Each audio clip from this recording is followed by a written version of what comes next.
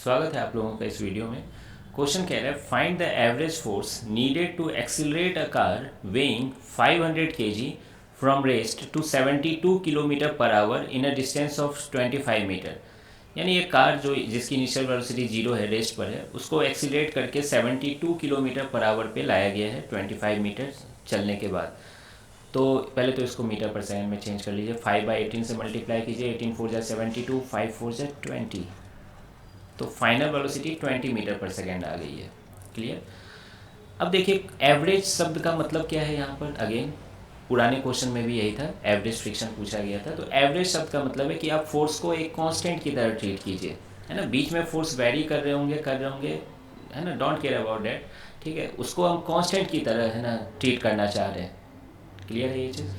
तो इसलिए एवरेज शब्द का इस्तेमाल होता है। जैसे नहीं, कोई गाड़ी इनिशियल वेलोसिटी हो, फाइनल वेलोसिटी कुछ और हो, ठीक है, तो एवरेज वेलोसिटी होती है ना एक चीज़, इनिशियल प्लस फाइनल बाय 2, अगर कांस्टेंट एक्सीलरेशन है तो उसी तरीके से यहाँ पे एवरेज फोर्स।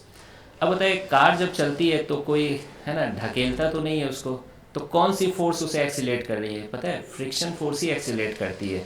ठीक है, ये आप लोग रोटेशन चैप्टर में पढ़ोगे डिटेल से। तो मैं तो ऊपर लगा देता हूँ फोर्स, बाकी है ना, चलो नीचे ही लगा देता हूँ, है ना। फोर्स है ना, एवरेज फोर्स यहीं पे लिख दे रहा हूँ मैं। तो यही एक्सीलरेट कर रही है ना, कार पे लग रही है। अब देखिए work done equal to change in kinetic energy होता है, net work done equal to change in kinetic energy, ये आप सुने हुए हो।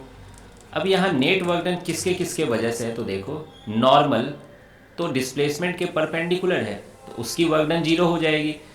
mg यानी ग्रेविटी भी डिस्प्लेसमेंट के परपेंडिकुलर है, तो उस ग्रेविटी फोर्स की भी वर्क डन 0 हो जाएगी। बस एक यही तो फोर्स है ना, जो वर्क कर रहा है और पॉजिटिव वर्क कर रहा है। क्यों? फोर्स और डिस्प्लेसमेंट सेम डायरेक्शन में है। तो वर्क डन नेट की जगह आप, है ना, work done by force F भी लिख सकते हो आप।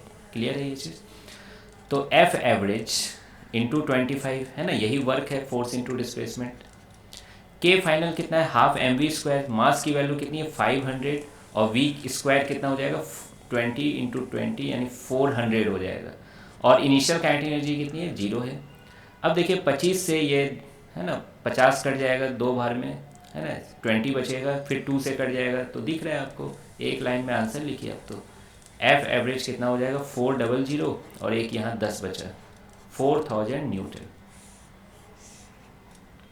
तो आई होप कि आपको ये सॉल्यूशन समझ में आ गया होगा।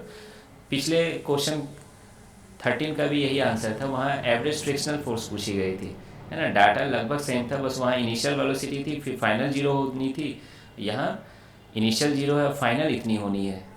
तो है ना, तो इससे ये शिक्षा मिलती है कि एवरेज फोर्स जो हमको एक्सीलरेट करने के लिए चाहिए होता है, उतना ही डिस्टेंस, उतना रोकने के लिए एवरेज फ्रिक्शन फोर्स भी उतनी ही चाहिए होती है ना। तो ये शिक्षा मिलती है उन दोनों क्वेश्चन से, 13 एंड 14 से। तो फिर मिलते हैं फिर नेक्स्ट वीडियो में।